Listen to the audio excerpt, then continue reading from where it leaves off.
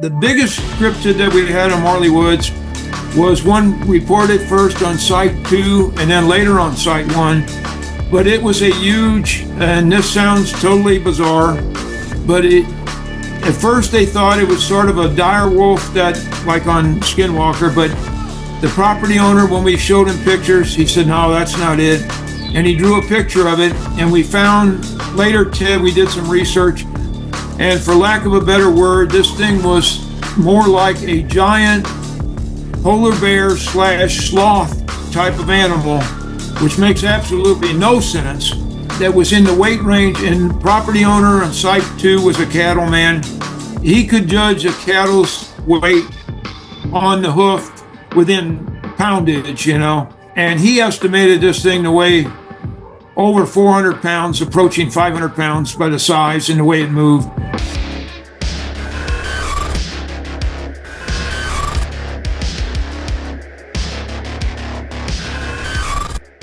Welcome back. I am here with Tom Ferrario. Tom, welcome. Oh, it's good to be here. It really is. I enjoy this. All right. So for folks who don't know you, just tell the audience a little bit about, briefly, your background. Okay. I come from a very small town, and I got involved in ufology basically through experiences from family members. And when in a small town, you're taken seriously, and people know that you're not going to ridicule them, because ridicule is not part of the scientific process, as I learned through my mentors. You get to be the go-to guy, and I will tell you there's so much activity in ufology and experiences in every small community and every place I've been actually in the world that I feel it is much more frequent and common than people can imagine. But I started at probably 1969 as a young man and going around investigating cases through friends and work associates and going out. And I met my wife yesterday. We were 51 years, and can't believe it's that long, but she started hanging on with me. We'd go out and interview people, and a couple cases we'd get run off farms when we'd ask the wrong question. But it's very much more real than anyone can imagine, I will tell you. And I went on in a small town. I became a dive master. Diving was always my passion, and I did that for a long time and went back to school and became partially an electrical engineer. I worked with people and went to work for a powerboat company named Challenger and did all their electrical work. And through that and another company I worked for in my small community, Stephen Toy, I ended up, not in a million years, again, ever expecting, I went to spend time in Red China. I went there and worked for a factory and setting up assembly lines. So even through people I met there, I got to learn it was a worldwide experience. And, I went through the boat company. I went to Bermuda, and there again, I met people that had experiences, divers there. So it's an education. And that was before I even got into, my main connection was on probably in the early 90s, wanting to get schooled a little bit more in ufology and contact the professionals.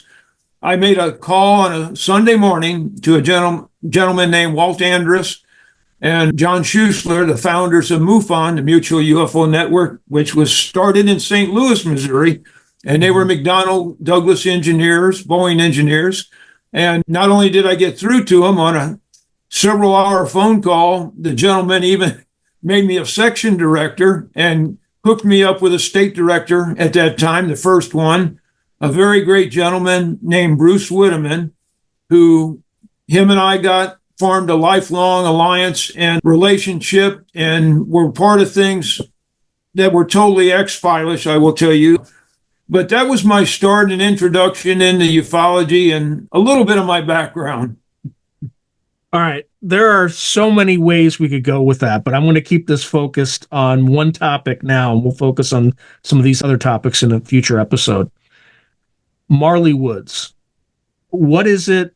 Roughly, where is it? I know we don't talk about the specific location to protect the property owners, et cetera, for good reason. But roughly, where is it? And how did you get involved with it? And what's it all about? Right. There again, I have to go back to one of my early mentors, Bruce Whitteman. He introduced me. I became assistant state director for Bruce 10 years later.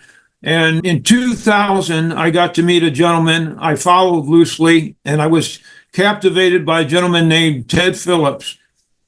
He worked with Professor Alan Hynek. He worked with Project Blue Book.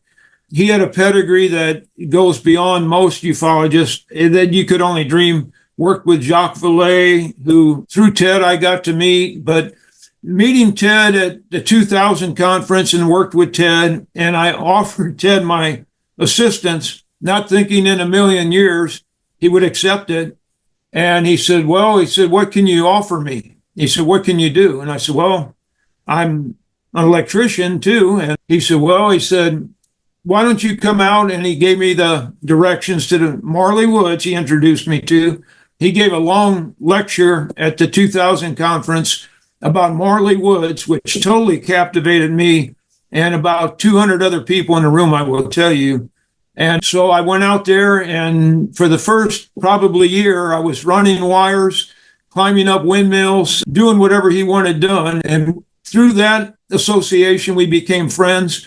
And he went on to form the SIU team, which he felt was a special investigative unit that could, unlike what he did in his early years chasing breadcrumbs, he thought he could have a team that could respond to an incident in a short matter of time and get out there and investigate, which it ended up we spent all our time mainly at Marley Woods and lived out there at times for weeks on end. When the United States and China clash, the world will never be the same, especially when forces beyond reality threaten to intervene. What if the United States went to war with the People's Republic of China? How would these rivals fight for supremacy on land, sea, air, and across the stochastic streams of time? What wonder weapons would be unleashed? What horrors would emerge from the irradiated sludge of the South China Sea? What heroes would rise and forever change the course of history? Tread into the deepest and darkest dimensions of the multiverse, gaze through a kaleidoscope of fractured realities, and bear witness to the disturbing visions of World War III from today's greatest minds in science fiction, fantasy, and horror. Weird World War, China. Available now from Bain Books at Bain.com. But Marley Woods, and Ted wouldn't even reveal the first, decade where it was, even what state it was. Mm-hmm. But he would later years admit that it was in central Missouri. And we're not trying to interject any drama in this by keeping a secret. We owe it to the property owners and the witnesses that wanted to remain nameless. And of course, we didn't want a lot of people out at the, if you release a location like Skinwalker deals with, you'll have hundreds of people out there every week, trying to get on. So we kept the location secret for that purpose, not trying to build intrigue or anything. It was just out of what Ted promised the property owners. But it is a location that actually it's made up of Site 1 and Site 2. And Site 1, it approaches 700 acres, and Site 2 is around 1,200 acres. So you can understand that's a good amount of real estate for 4 to 5 people we had out there at a time to respond to and cover. And the intelligence we dealt with out there, and believe me, we had everything from light balls, cryptids, structured craft of various types, typical 30, 60-foot disc that would put down 3 landing pods or pads, and several tonnage figured out in each area, crop circles, 1 abduction out there, very dramatic cattle mutilation, horse mutilation, even deer in one instance. And there again, through Ted, we had Jacques Vallée came out and spent time with us, Douglas Trumbull that did the special effects and Close Encounters of the Third Kind. But through those contacts, they did the scientific study. And in Jacques Vallée's own words, Marley Woods had a higher tendency for high strangeness than he felt Skinwalker did. And Jacques was the first one that researched the Skinwalker Ranch with Robert Bigelow. out there, the first owner of Skinwalker. And we did even, I can talk about it now, we did have a connection for a short time with Robert Bigelow's people, and they were out with us. And we worked well together, but it was more discrepancy over material, the ownership and the rights for the different materials. And Ted was a very independent man. He felt that he wasn't going to give away anything. So Right. it didn't work out, but it's a very unique place, approaching or exceeding Skinwalker. Most people are familiar with now. So that's in a nutshell what Marley Woods is. And the Marley Woods name, I will tell you, don't look for it on a map. It's not a town. It's not a location. It's a totally fictitious name that Ted actually named it after one of his dogs he had. A Great Pyrenees that was a beloved dog of Ted's he had was named Marley. So that's where the name Marley Woods came from. But that's in a nutshell what Marley Woods is.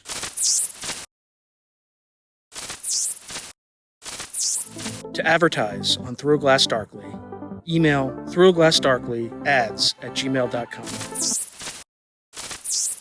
Can you describe it? In other words, what's the terrain look like? Is it heavily populated, sparsely populated, not populated at all? What's that like?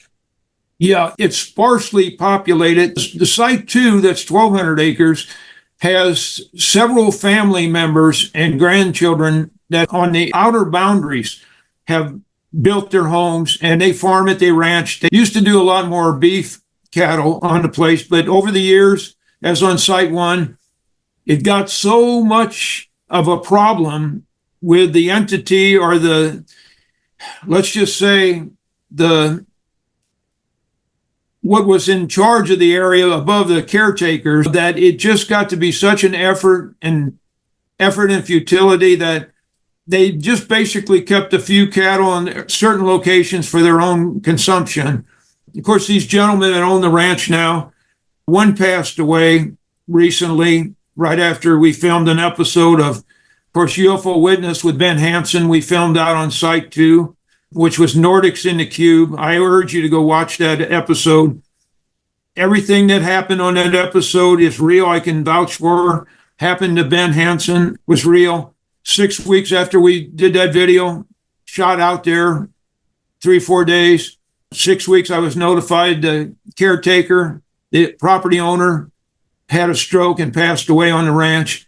But it is just a place that is very unique, and you never know what's going to happen. It's personal injuries occurred. It occurred to some of us. Ted and myself had injuries. So I'm the same as Skinwalker, I might add. But that's just a quick little window into what goes on there. Okay, so they're like, is it a lot of trees? Is it hilly? Is it open terrain? There's some prairie, there's a lot of forest, a lot of brush, hilly terrain in some locations, fenced in cattle runs in other areas. Virtually any kind of topography you can imagine is on that property. And one of the things the property owners always felt, they weren't aware of any subterranean or cave openings on the property. They always felt like there was something going on under the property. Mm-hmm. And we did find in adjoining pieces of property within 3 miles of the Marley Woods boundaries, we did find large cave complexes we went into, and we didn't have the equipment, even though Ted had actually been a spelunker. He was a cave explorer in Missouri, written up for caves he'd been in. But we did explore some cave complexes pretty crudely, I might add, but we did feel in one instance that the cave complex could extend under Marley Woods, but we never did find an opening on the properties into those areas. So, but that didn't rule out the possibility that did come into play. But Ted could find no reason why Marley Woods was so much different, and why this activity, it drove Ted crazy all those years, that he couldn't come up with any reason that separated, or made Marley Woods properties unique from the adjoining properties. So, and we even went back into Native American culture. That was my next question. Is there any Native American lore around the area? The Osage Indian tribe was the only tribe that would have been in that area. just in the last years, they started finding artifacts in the spring in some of the area in Marley that said that they were on the property, but we don't feel that there was ever a presence, a large presence, Native American on this property. So what set this property apart from the neighboring properties, we don't know. And it drove Ted crazy, But then again, I will tell you that as Ted was a nuts and bolts man, and he said, Tom, if you would have told me this years ago, he said, you could have just smacked me. And Ted felt that we actually found and we proved there were locations on the property we felt and we observed were actually two places, especially, that Ted deemed as portals or possible portal areas that we observed. And he actually observed and took photographic proof that there are things coming in and out of these portals. So that is the only thing unique that Ted ever found on that property. But the two portals, were they on site one and site or site two? They were one site one, one site two. They were on site two, but within view of site one. And we usually visualize these things when they would occur on site one facing the south, which the site two was south of site one. And that's where we actually filmed when we were with Ben Hansen and that on UFO Witness. We were on site two, and we actually filmed. We were in the area where we used to see the portals opening up, and Ted photographed things coming in and out of these. And that's where we had a lot of electronic, glitches when we were out there. Of course, battery packs going dead, equipment not acting right. Their camera drones, it drove them crazy. They were trying to get footage with camera drones, and they about gave up on that. And the only other phenomena that I will tell you, one of the most phenomenal things I've ever seen in my life, and we experienced personally, was the phenomenon called the light beam, which the property owners and even people around Marley had experienced. A large, intense, pure white light beam coming down, hitting the field and hitting the timber, the woods, like it was searching for something.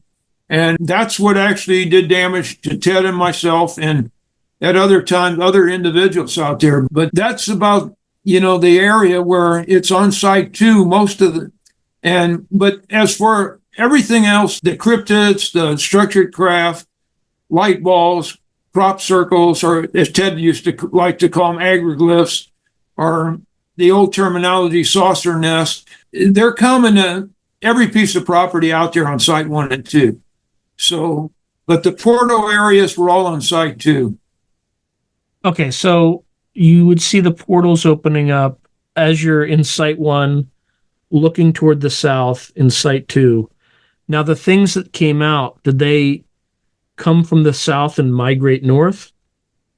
Sometimes they did. They crossed boundaries. They came on site 1, over site 1, and that ranged from, and I just might add, I have a YouTube channel, and I've got several movies on there about myself, and a lot of images and some small footage of what we've taken images of. Some of this I speak about on there. You can go there. I've got like 38 plus movies. You can view them for free. And some of it is footage from Marley, actual footage of these things I speak about. We had sequential light balls come on. They had some of this at Skinwalker at one point, but we had light balls come up. In one instance, it came on and they'd be sequential. They'd come on in one, and then you'd see them go 1 light, 2 light, 3 light, go into a whole 6 or 7 lights, and then all of them blink out in an instant, and then they'd come on in a different location. So, it's light bulb technology that's out there was just, what we witnessed was incredible. And one of our team members, Adam Johnson, which later got on to, he's actually got a film company, and he's filmed now. He's went on personally to do projects for the Sci-Fi Channel, and he's taken some phenomenal video out there, and some of that's up there. But you name it out in Marley, and, structured craft, large cylindrical things. And the only time Ted Phillips would ever visually, like he said, all his life, he went around chasing breadcrumbs and being after the fact. And Marley was the first place he had actually seen things live, real time himself. And they seen cylindrical, large, and I'm talking black cylindrical objects, 100 foot in length.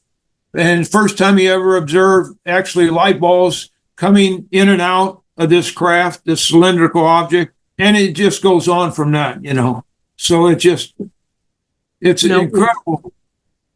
when things would come out of these portals, would they come out in all different directions, or was it the reason I keep coming back to this is Colm Kelleher, who did a lot of investigation, probably on Marley Woods, if I had to guess. I don't know for sure. But I'm friends with him, yeah. Yeah, he certainly did it at a Skinwalker Ranch, but he mentioned something about movement, migratory patterns from south of the ranch to the north. And when you said that you saw the portals opening up from the south pointing north, it reminded me of that. So I keep coming back to this. Do things come out only in one direction, or do they sometimes come out and empty into the south? Or we found them and Marley to be very directional. Now, on 2 instances, Ted had actually seen it, and he said it was looking like you were looking through a window from the inside out. And at some point, he said on 2 instances that he could actually see what he perceived, like you mentioned, like a blue sky. It was getting to be dawn, evening on our side, but he could see like a blue sky on the other side. And he observed things, movement on that side, that it was he said, I just felt like any moment I could see anything come through that window, he said. Now, that proved it to us, it was so directional was on one instance, Ted and I, and this is back, I wish we'd have had the drone technology that they've got now, because Ted was trying to put cameras back, he was so far ahead of his time. He was trying to tape cameras on model airplanes and trying to fly things into this, and it just never worked out. But had he had drones, I think he could really have achieved some things. But one instance, Ted, we watched this thing for like an hour from the deck on the property owner on Site 1 built it, Ted, a 2-story building with his office and research center on it. And we lived in that office and when we were out there. And we were out on the large deck one evening and we seen the light came on, and it usually started a light ball or large light would open, and then we could see a glowing area in that hill. And we observed this thing for almost an hour. And Ted looked at the property owner and he said, you stay here and run the camera. And he said, my God, Tom, we know where it's at. Let's get over there, which the long way around, we couldn't go through the woods and the terrain. So we had to drive on Site 2 where it was. And it took us, by dirt road on the properties, it took us, probably 10 minutes to get there. And we got to the area. We knew the exact area because of the topography, the foliage. And so we knew right where we were going. And we got to that location and we viewed absolutely no sign of this object at all. And thank God we had, just as a fluke, the property owner, we had handheld walkie-talkies back then. We were on communication with him. And just as a pure fluke, we got out, we walked around, we thought, well, it's off, it's gone. We got back in my vehicle and I went to back up and I stepped on the brake light, the brakes, and the property owner got in the walkie-talkie and he said, you're right next to it. He said, I've seen your brake light. He said, you're right next to the light, to the portal. And we said, we got out and we absolutely could see no artifact of light or its presence. But yet from that vantage point at Site 1, the property owner could view my brake light. We were within probably 25 foot of where he was seeing the portal. So we learned at that point, it's very directional and so often in ufology, you hear one individual seeing something, maybe somebody half a block away or just near the person doesn't see anything, And so there again, it proves the dimensional aspect of this that we proved, that it's very directional and it's dimensional.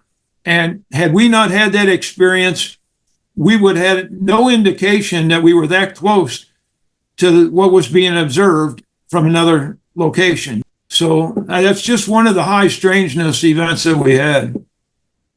Now, what years did you investigate the property? Oh, personally, myself, Ted was introduced in the mid 90s. Ted was brought out there. Again, the property owner had so much strangeness over the years. And I will tell you that this phenomena in the two families, the property owner on site 2, his family dates back to this piece of property. There has been the family members on that property for probably over 170 years. So it dates back several generations on site 2, and just about as long on site 1. And over the years, these types of occurrences have happened over the years. And the property owner on site 1, finally, he wanted to get to a bottom of this. And after seeing so much structured craft then lately, he decided in the 90s, he reached out, he looked up actually in a phone book and talked to some people, and he got connected with Missouri MUFON. And he called Bruce Whitteman, my good friend and colleague over years. And Bruce went out, investigated it himself, and felt he couldn't do it justice. And Ted Phillips was his good friend. And he contacted Ted Phillips about this. And at first, Ted, he'd heard so much over the years, lights in the skies, and that. And Ted wasn't too interested till the property owner on site 1 kept a journal. The man wrote down, he's a prolific writer. He took photos and wrote down things meticulously. He gave Bruce one of his journals, and Bruce got it to Ted. And man, the minute Ted read this journal, Ted got out there in 3 days. And that was the start of Ted Phillips and Marley Woods. He virtually, since the 90s, devoted the rest of his life to being out at Marley Woods researching that.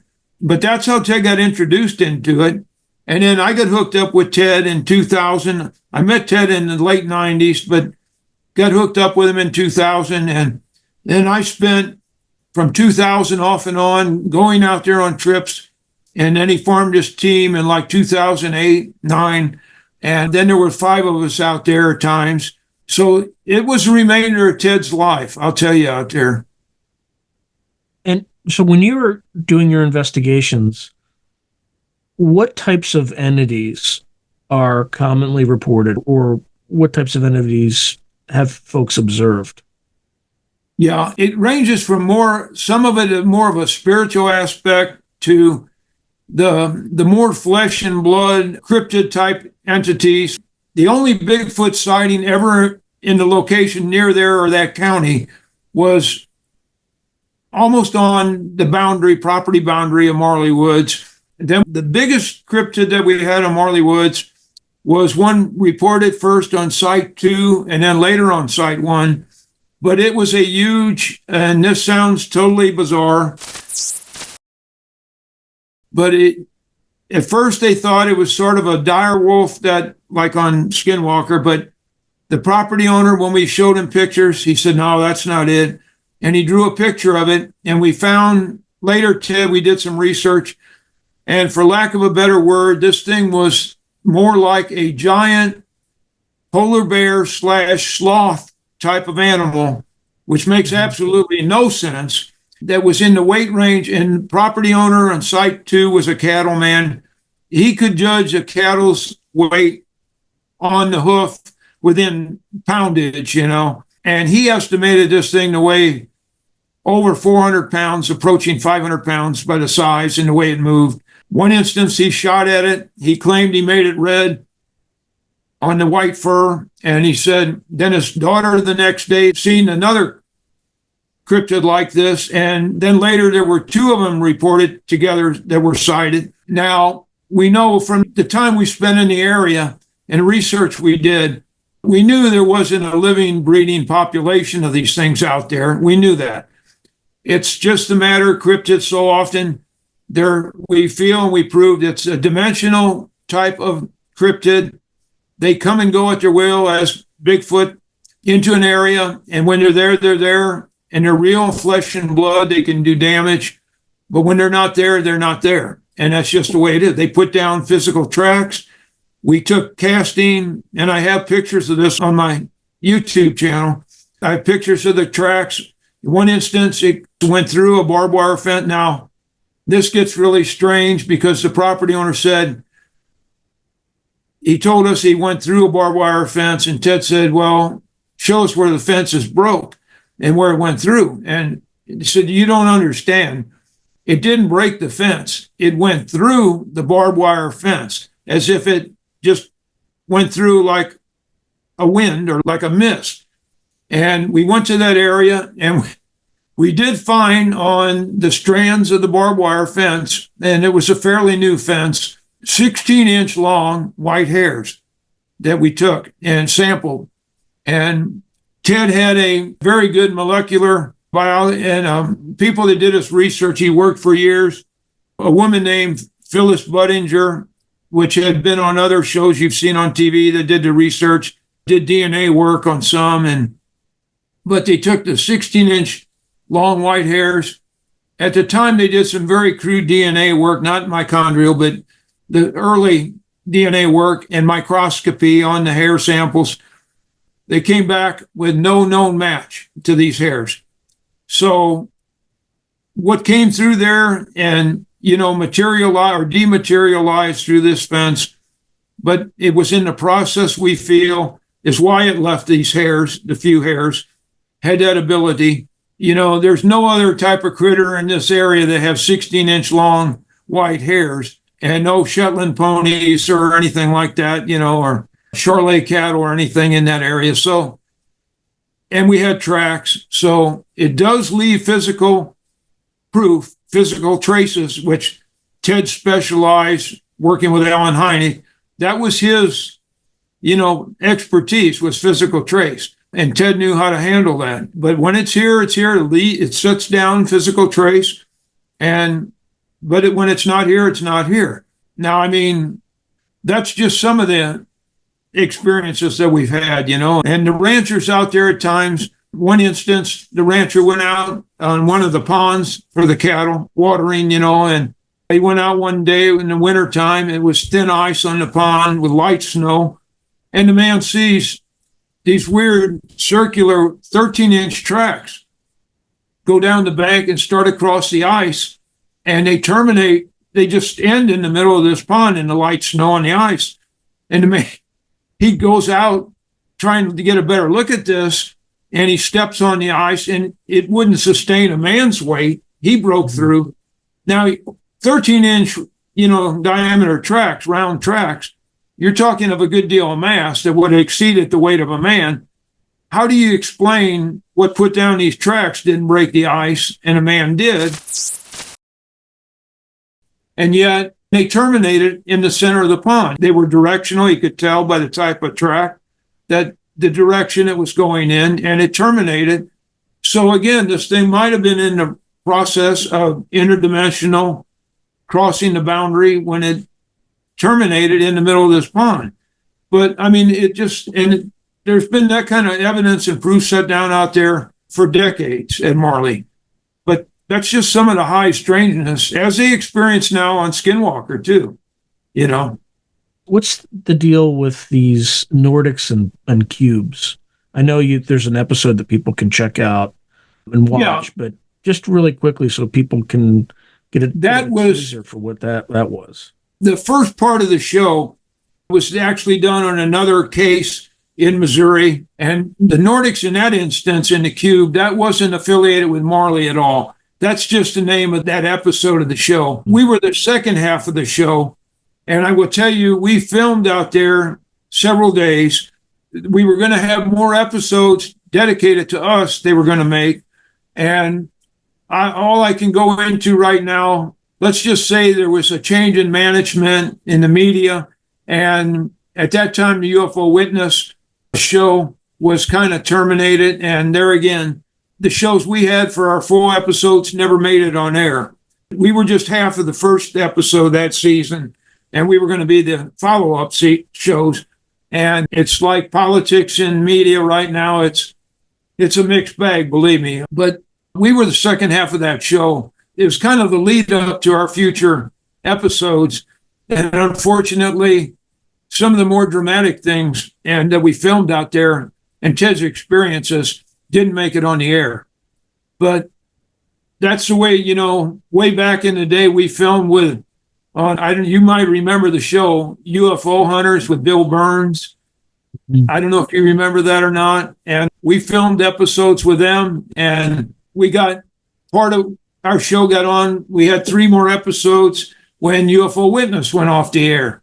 So I'm hoping it's not any connection with us why these shows had an abrupt end to them. But I will tell you, over the years, there's been a hand behind the scenes that has, let's just say, it's worked against us in every endeavor that we wanted to proceed in. And I don't believe that that's a coincidence. I really don't. Who do you think that hand is? I do believe, and from working with people, that we did have a government operative that Bruce Whitteman and myself worked with behind the scenes, that we were part of a disclosure project. And I can go into that later, but I do believe there is actually, but beyond that, in the way I feel personally, there's a hand behind a lot of this. And I tell people at this point, please don't think I'm political. I'm not at all. This goes beyond politics. I don't think either party or our government is intelligent enough or has the intelligence or capabilities to pull off sometimes the control over things that are done. I do believe that there's a presence behind it. Some people want to call it demonic. I do believe there's an intelligence.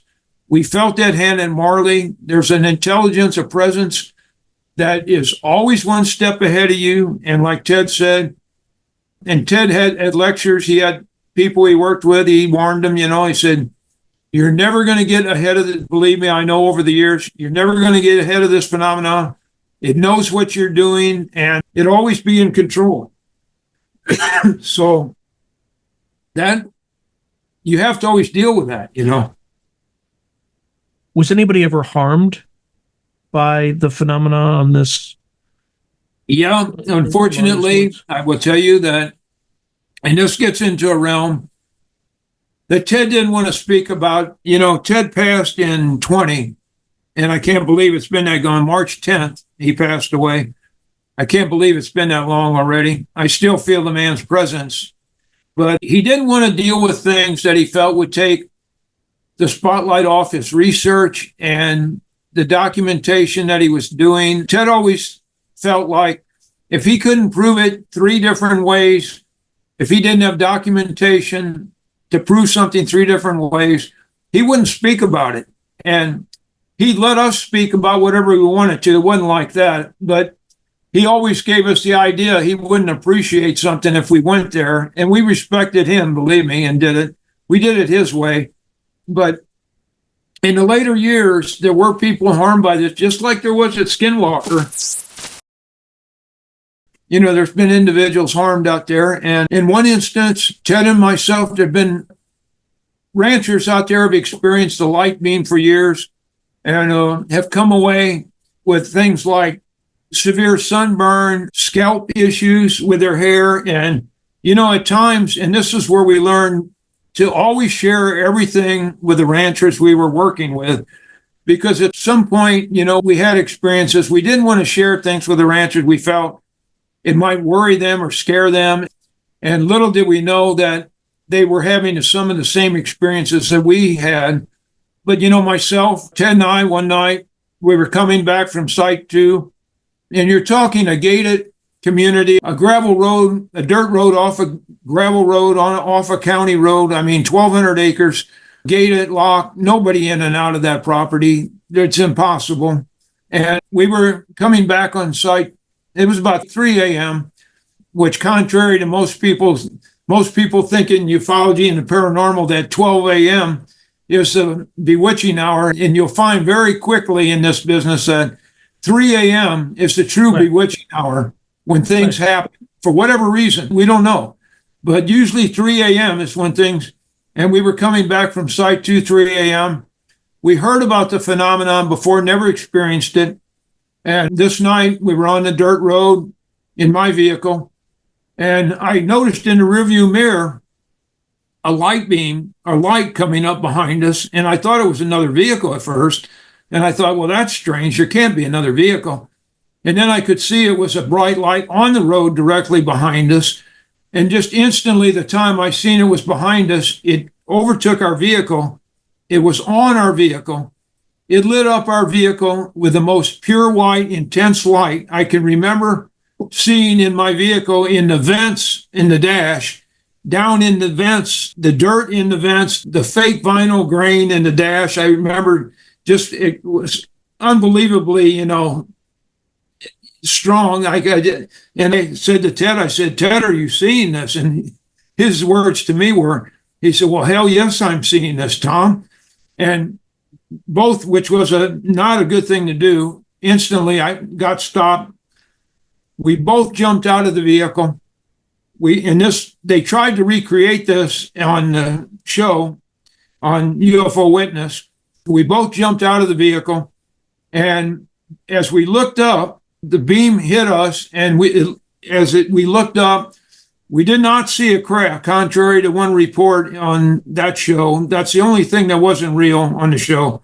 They had mentioned that we had seen a craft. We did not see a structured craft. But what we seen was, I know a little bit of lighting and what it takes to make a beam of that intensity. What we seen was a light beam lift off us in the vehicle, retract, and you could see a definite cutoff end of this light beam. Now, how you do that and recreate that, I have no idea. They tried to do it on that show and another show. They could not do it. But as this thing retract, you could see a definite cutoff end, and it retracted in, as Ted described, in the reflex action of like an old shutter, a camera lens twist. It was a twisting reflex action. It went into a pinpoint, and it was gone like that. Now, what does that, And we got back that night. I mean, we were just in awe of this thing. We couldn't explain it. We got in our vehicle. We went back to Site 1 that night. As we pull up to Site 1, Ted got out with his camera equipment, and the man was Ted was a professional photographer, took care of his equipment, very unlike him. I got out of my side. Ted got out of his side, and as we were making our way to the office, the building, I seen Ted throw down his camera equipment, and he went over and leaned on the side of the building. At that point, I asked Ted, I said, are you okay? What's the matter, Ted? I thought he had a stroke or something. And at that point, he started vomiting. And I stayed with him, and finally he got up and I said, are you okay? And he said, yeah. He said, well, I don't know. And finally we stood there a while, and I went up and got him some water and came down, and he felt a little better. We got back upstairs. He lay down. He went to sleep that night. And now, I felt lucky at that point that hadn't happened to me. In hindsight, I wish that would have happened to me. That was the extent of Ted's damage. We were there about another 3 days at that trip. We went back home. I was home about a day, 2 days, and my scalp started getting so sore. I couldn't touch my head, to the point my whole scalp was burning like it was on fire. And I went into my local doctor, and he examined me and everything. He said, well, I don't know. He said, I don't think they tested me for shingles. It wasn't shingles. He said, I guess it's just some kind of sunburn. I don't know.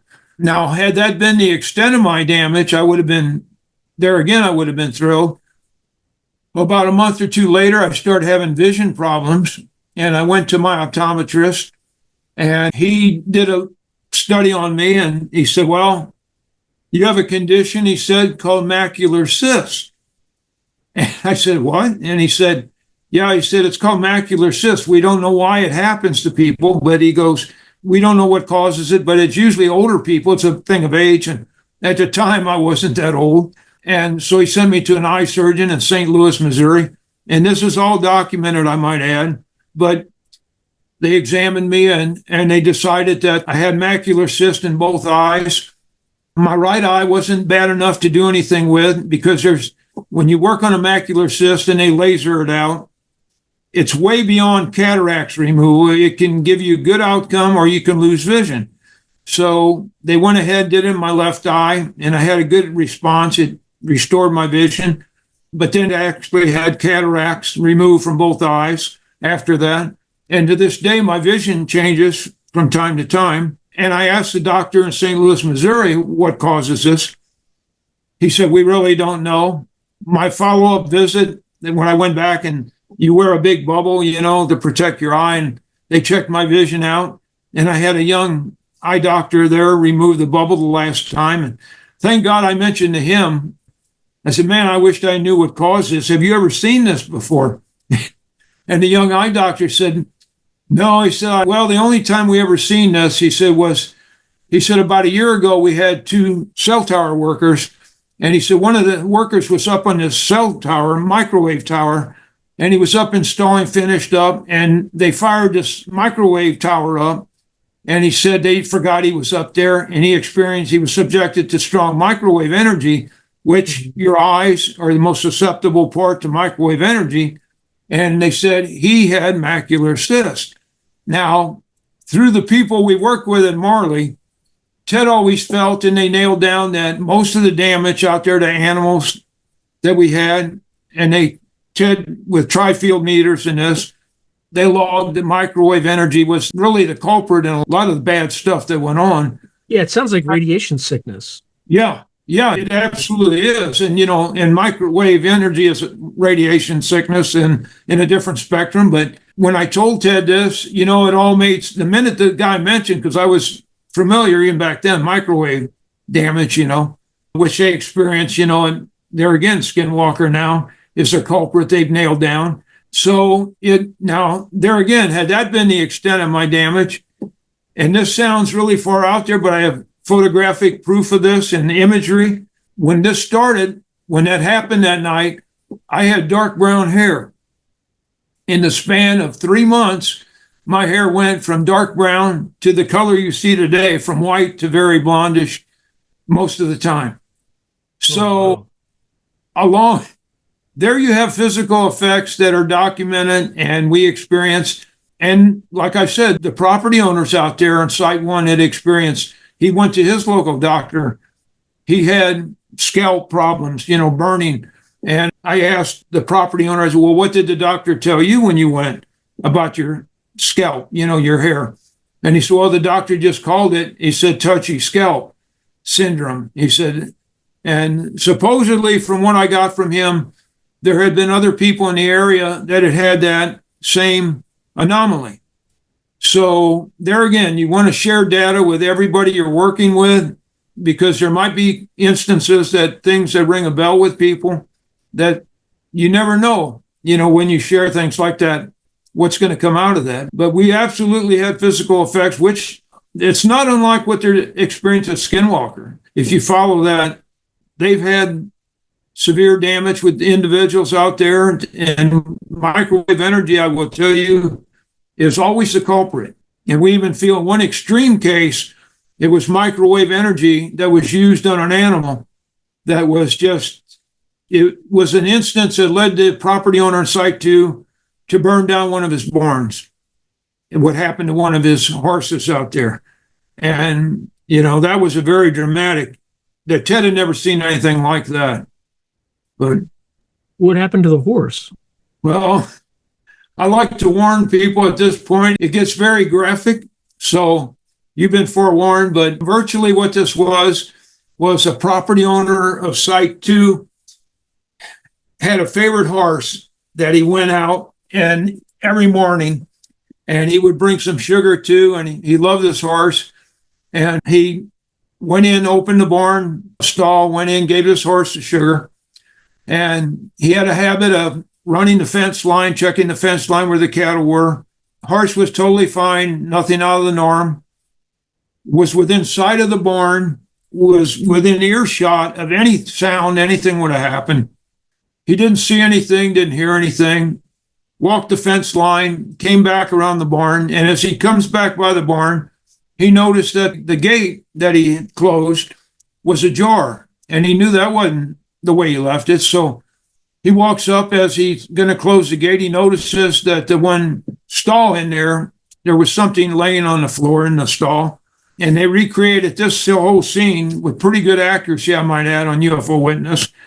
He opens the doors, walks in the stall, and described the carnage he'd seen in there. It looked like a slaughterhouse. There were chunks of horse flesh on the rafters, on the wall, blood all over, pieces of horse flesh all over on the ground. And he said it looked as if this horse just exploded, you know. And now, this makes no sense. The man was inside of this barn the whole time, could have heard anything going on out of the norm, didn't hear anything, didn't see anything. And unfortunately, we always wanted a presence in Marley. We didn't have a full-time presence out there. The man called Ted. We got out there. Unfortunately, it was like 3 days later when we got out there. We did take samples of he took the larger, him and his neighbor, this upset him so bad. They took the larger pieces of the horse, and of course, they buried it. And he waited till we got out there. We did take sampling. We took soil samples.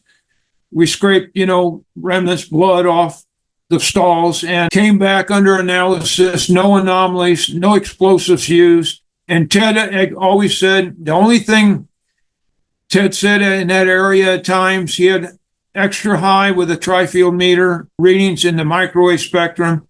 And Ted, and later Jacques Vallée was out, and we showed Jacques this area where it happened. Of course, the barn was gone then, but Ted said the only thing made any sense, it was as if this horse had been put in a microwave oven and exploded. And he said, that's the only thing I can draw a conclusion to. He said, I just think this was microwave in origin to a degree that exploded this poor horse, But there had been cattle mutilation out there, the typical type of mutilation that, like San Luis Valley, and I've got a friend, Chris O'Brien, that has studied, first cattle mutations go back with Lyndon Moulton Howe, and everything that they experienced and studied, we had in Marley with cattle mutilation, and even deer mutilation, where deer were found. So, but we do feel that most of the bad guy in Marley, was microwave in origin. Now, that being said, how do you explain that? There's really no natural source of microwave to that degree, besides neutron stars exploding, which that didn't happen.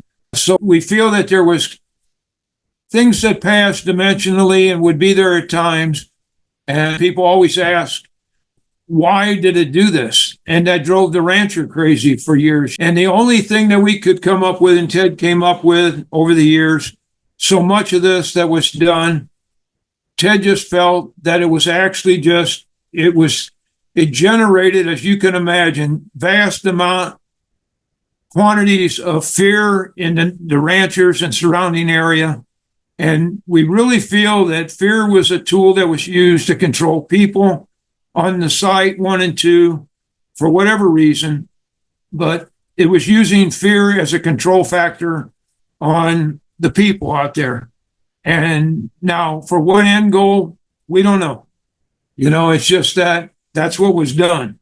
So if you're looking for a reason behind all this that makes any sense, there just is no good reason, But that's just some of what we experienced.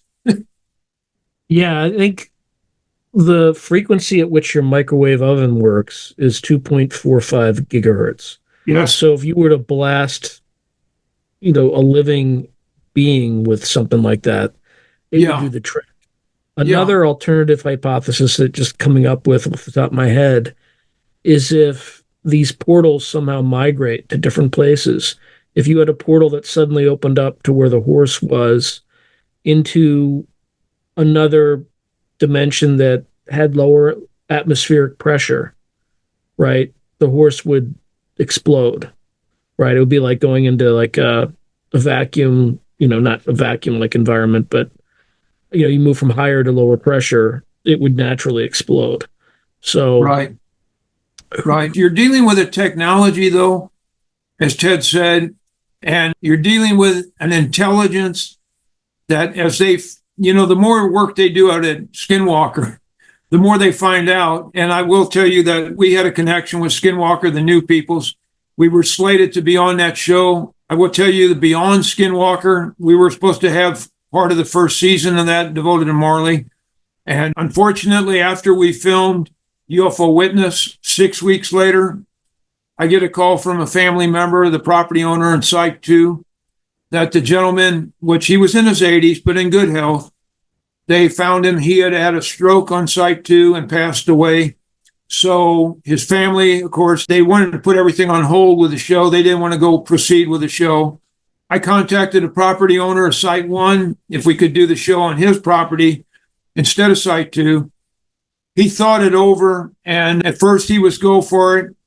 And I have my own ideas what happened, but I had contacted the people at Skinwalker, Beyond Skinwalker, 6 weeks before we were slated to go out and start filming. The property owner called me up and he told me, he said, Tom, he said, it's off. We're not going to do it.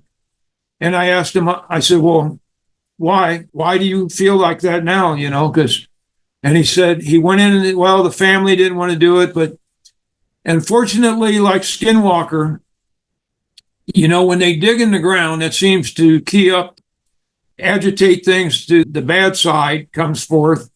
And unfortunately, in Marley, it seems like when we introduced strangers, something new in the area, that seemed to activate the downside, the bad stuff that would happen.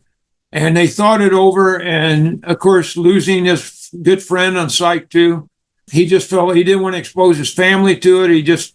He was worried, actually. The man told me that if people get out there and start getting hurt, he was worried, of course, about lawsuits and people getting hurt and, you know, the responsibility for that, which I totally understand.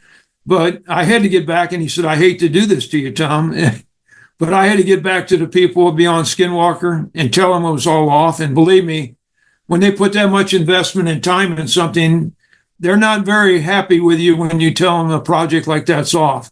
But they understood, and we have the understanding if it ever makes its way, we can never get back on the property. I let them know, and we're going to go do something, but I can't foresee that happening. And, you know, just a little window into that, when I talked to the individual's family, when they let me know about the property on Site 2, and I got busy. I wanted to contact the property owner. I should have before 6 weeks when we got done. I didn't. That night, when we got done shooting, the last night we filmed there, it was about approaching 5 a.m. in the morning, and I made sure the cabin on the property that we worked out of on 1,200 acres, I made sure the doors were locked, the lights were off, the water was off, you know, turned back off in the well, and made sure everything was shipshape, you know. And the family, when they let me know about the gentleman passing away, we talked for an extended period, and they told me, he said, well, he did mention, though, he said, nothing against you, Tom, but he said he was a little surprised that you guys left the property in the state that it was in when you left that night. And I said, well, what do you mean? And he said, well, he went out the next morning, and he said the cabin, the doors were open and the lights were on and the water in the sinks were running. And I said, you know, you got to be kidding. I said, no, I checked. Everything was buttoned up. I said, it was not in that state when we left. And you're talking again about a gated 1,200 acres in the middle of nowhere. Nobody else was out there after 5 a.m. So there again, I totally feel that this was a sign to me. This intelligence was letting me know it was in control. It was ahead of me. It was in, you know, letting me know that it called the shots. It did this after I left as a sign I really believe was geared at me, aimed at me to let me know that it was there. And it was just a final goodbye, I guess, to me at that point. And I told him, I said, man, I wished I would have spoke with him and let him know that I did not leave the property in that state. And he said, oh, we think he knows that time. He had an idea what really happened out there. He says, I don't believe he really thought you left it in the property in that state. He knew you wouldn't do that. And I said, yeah, I said, so, but there again, that's the kind of intelligence you're dealing with. And, you know, on my video, I have Jacques Vallée. I've got on my YouTube channel, I have a short clip of Jacques Vallée explaining his time in Marley Woods with us and speaking with me and Bruce. And he recants the instance when out at Marley, he stayed up in our office. And here we had Jacques Vallée and Douglas Trumbull staying with us in Marley and sharing couches and beds, sleeping up there. But Douglas Trumbull devoted a lot of his life, and unfortunately, Douglas is gone now. He passed away several years ago.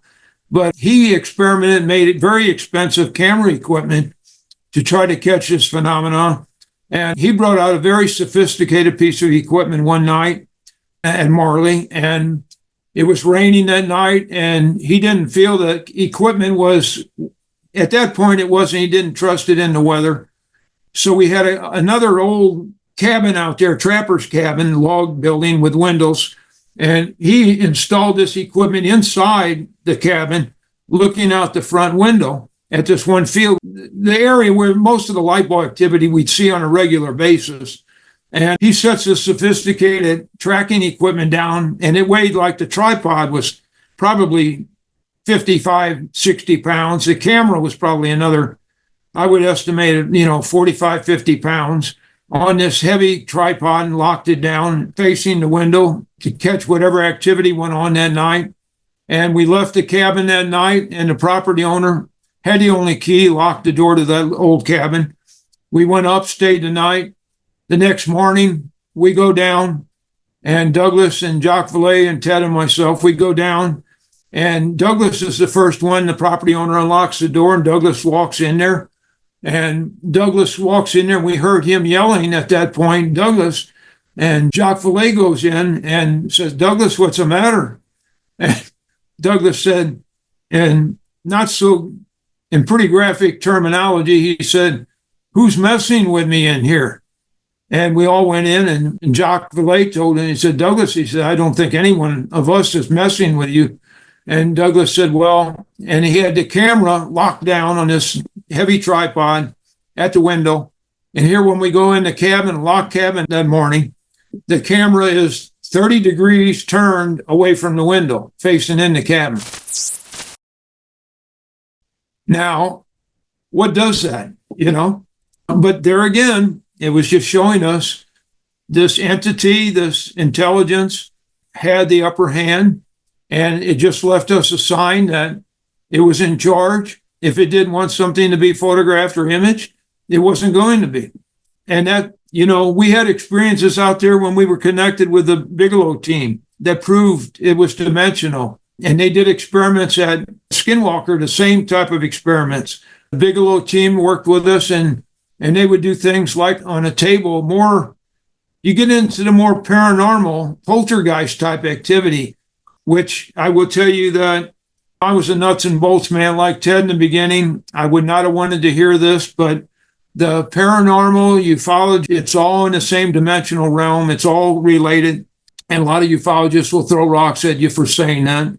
It's not interplanetary, it's interdimensional, but they prove things out there. And this will sound mundane and extremely boring to the public, but they would do things like where they had a habit, like we did in that cabin, of poltergeist type activity, as they did at Skinwalker. They had very high-speed cameras which would catch any fire, any projectile, firearms projectile, stop it. Some of the most high-speed photography, they had the equipment, could stop a bullet to where you could do microscopic analysis of the photo on the bullet in flight. And they would put this type of camera equipment on 2 or 3 cameras on a tabletop. And they would set things like a deck of cards, somebody's key ring with keys on the table. And in the morning, they'd come in, and the keys and like a deck of cards would be in a different position on the tabletop. Now, the interesting thing about that is these high-speed cameras never caught anything in motion. When these things would go from point A to B and back sometimes in different locations around the table, they were not caught in motion. These objects would literally just be in a different position on the table. Now, as Jacques Vallée and these people proved, in the Bigelow people, the only explanation for this is these things dimensionally would go in and out. They would actually go interdimensional and reassemble or assume a new position on the table by going interdimensional and on this table. That's the only thing that makes in the law of physics that it could have been that explains this, So there's another researcher named Stephen Mira who's talked about this sort of phenomenon where, and he actually had a chemical analysis of one of these. He had mugs, a set of mugs, right? So all the set of mugs that they brought in had virtually identical chemical compositions. So they brought one in and it disappeared and then reappeared elsewhere. They took the mug that reappeared and did a chemical analysis of it, and they compared it to one of the original mugs from the family. While it looked the same as the original mug, its chemical composition was different. It was like a simulacrum of the original. So did the Bigelow do any experiments like that, or? I'm sure he did. His people did. I'm not aware of it myself, that aspect of it. I'm sure he probably did with his people. They were very thorough. And the same with Ted and his research and the Bigelow people. I've heard so many people over the years get aggravated at the Bigelow team and his people out at Skinwalker and that. And we had that experience with us and Ted's work. So many people, they'd get after Ted and give me all your research, all your data. We want to see everything you got and we want to see it now. It's like, there's a process you go through, disseminating, getting information. But it always kind of upset me when they get after Ted and Bigelow's people that, these people did their own research over years, spent their own money, and they're going to share things with you. But when people got to where they expect, what makes you think you have the right to these people's research for them to give you everything they got when they spent the time and the money doing it?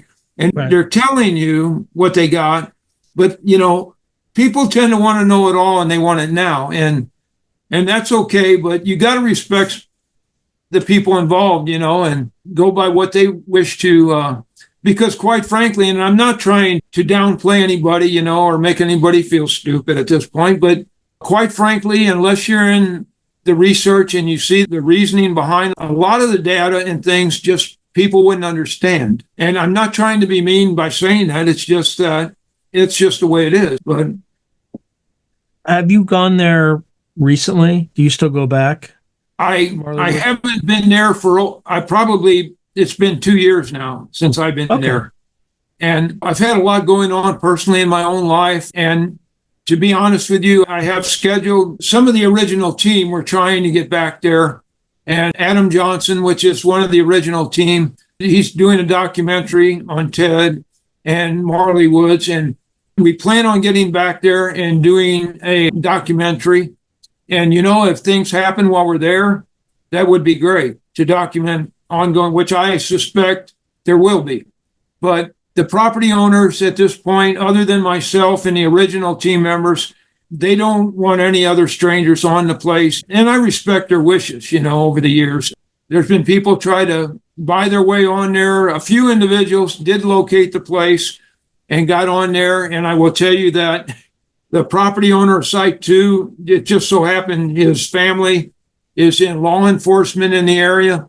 And it was a very short process calling that the local law authority, their sheriff's department got there and escorted people off the property with, if they'd ever come back there, they would be sued.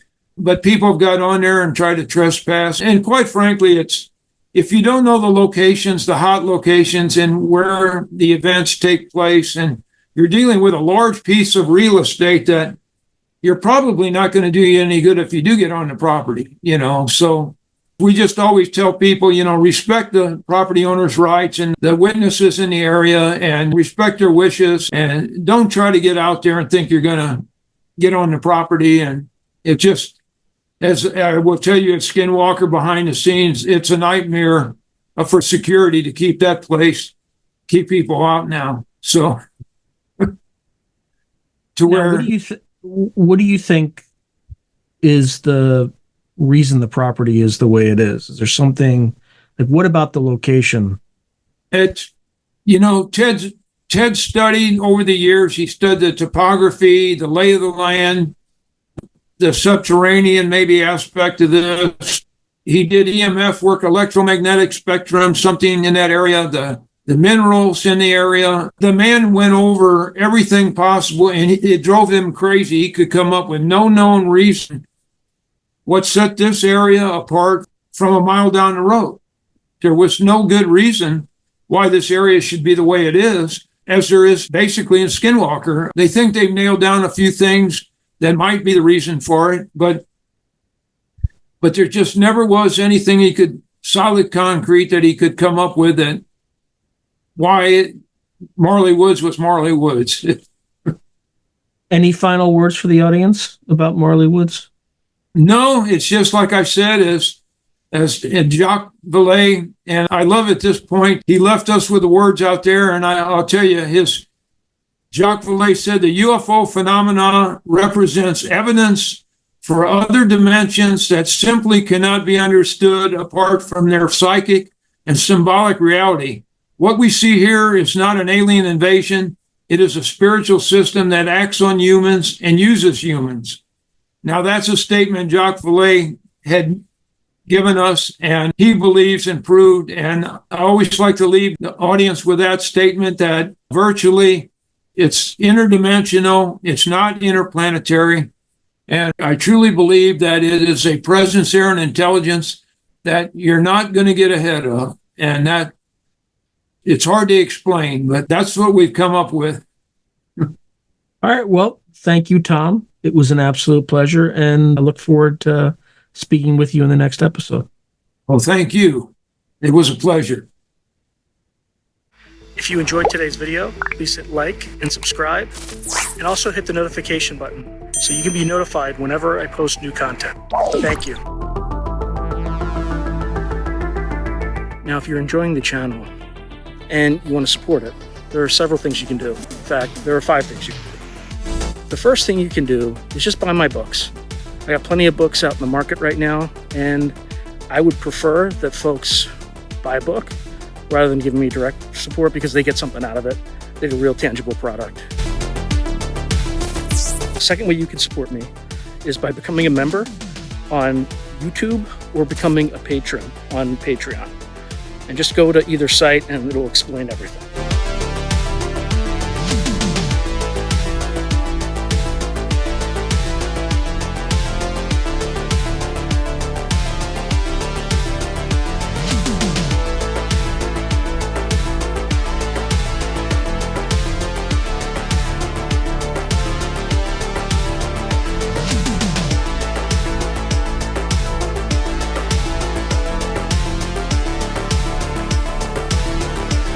The third way you can support the channel is by checking out my merch site,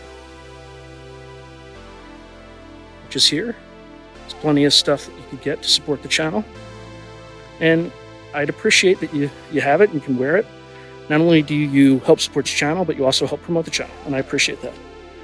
The fourth way that you can support the channel, and this is really easy, is anytime you want to buy something on Amazon, literally just go to the description below and click on any link, literally any link. The channel gets a cut of that, and it costs you no extra money. You just go through the link, as I'm part of the Amazon Affiliates Club. The fifth and final way you can support the channel is through donations. Now, I don't prefer these because it's more of an expression of gratitude, but you don't really get anything out of it as a subscriber to the channel. However, if you decide to do these options, there's 2 options. There's Buy Me a Coffee, which is a separate site, and there's also, you can go through YouTube with either a super chat, super sticker, or a super thanks. Again, I prefer Buy Me a Coffee because that organization takes less money than Amazon does. But either way, I appreciate any support you are willing to give the channel. So thank you very much, and keep watching. I really appreciate it.